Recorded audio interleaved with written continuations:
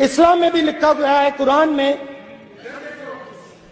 the prophet peace be upon him said, he, God said, have no fear, I am with you hearing and seeing.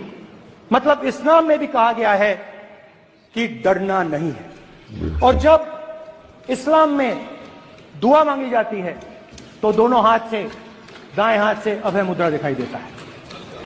Congress के leader Rahul Gandhi ने parliament में कुरान पाक की सूरह ताहा आयत नंबर 46 यानी 46 का हवाला देते हुए कहा कि कुरान में है कि डरना मना है।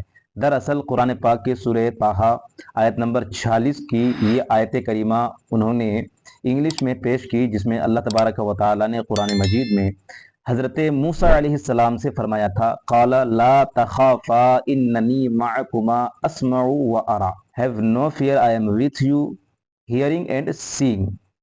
हज़रत मूसा अलैहिस्सलाम से अल्लाह तबारक व तआला ने फरमाया था कि ए मूसा डरो नहीं, मैं तुम्हारे साथ हूँ, सुनता हूँ और देखता हूँ।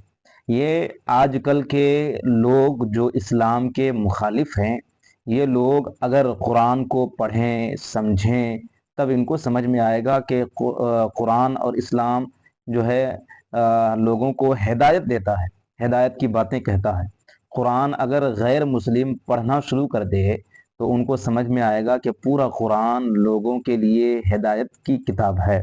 और कहीं पर भी जो लोग कहते हैं ना कुरान में जिहाद है, कुरान में मारने काटने की बातें हैं, आप अगर पूरा कुरान गौर से सही तौर पर समझेंगे पढ़ेंगे तब समझ में आएगा कि कुरान में ऐसा कुछ नहीं है। जहाँ पर जंग की बातें हैं वहाँ पर उन लोगों से जंग का कहा गया है जो लोग खुद जो है आपसे लड़ना चाहते हैं और आपका दुश्मन है, आपको परेशान करते हैं और आपको आपकी ज़िंदगी में परेशानी डालते हैं और वो खुद चाहते हैं कि उनसे आप लड़ें।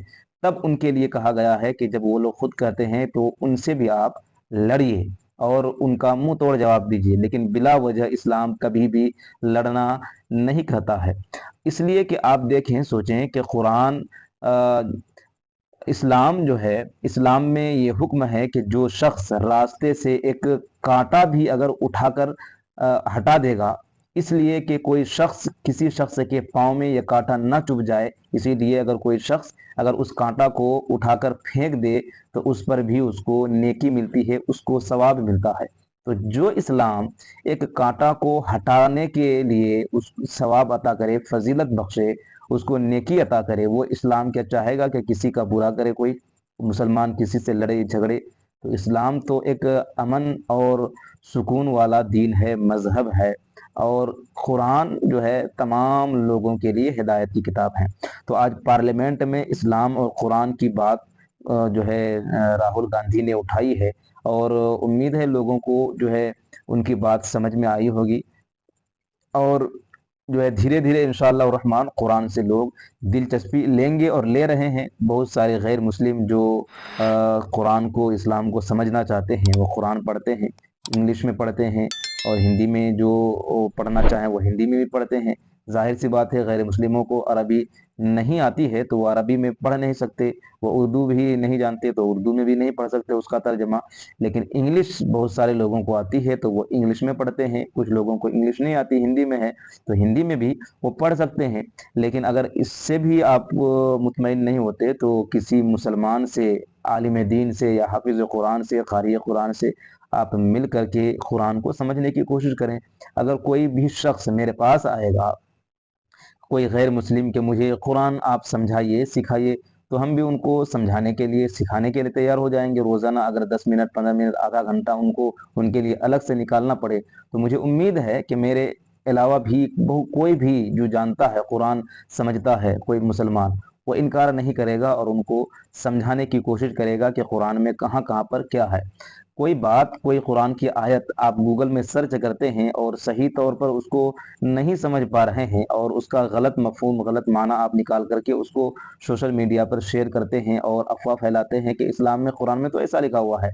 तो उसको समझने के लिए किसी आलिम दीन से राबता करना चाहिए।